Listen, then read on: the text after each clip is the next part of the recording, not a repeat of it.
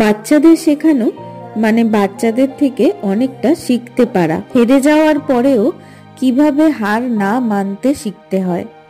মনে আছে ছোটবেলায় যখন আমরা হাঁটতে পারতাম না এবং হাঁটার জন্য সবে সবে চেষ্টা করতে শিখেছি, তখন কতবারই না পড়ে গেছি, কিন্তু একবারও কি ভেবেছি অনেকবার হয়েছে, এবার থাক।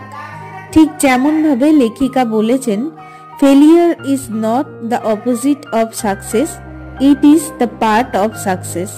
কিন্তু আজকে বড় হওয়ার পর আমরা না পারার কত রকমই না বাহানা খুঁজে থাকি। আমার লাইফস্টাইলটাই এরকম, আমার প্রফেশনটাই এরকম, আরে আমার দায়িত্বগুলোই এরকম, আমি চাই হেলদি খেতে কিন্তু তবুও পারি না।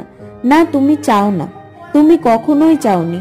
তুমি যদি চাও মন থেকে বাঁচতে, তাহলে তুমি নিঃশ্বাস নিয়ে ফেলবে, নাকি অপেক্ষা করবে কোনো সঠিক সময় আসার জন্য।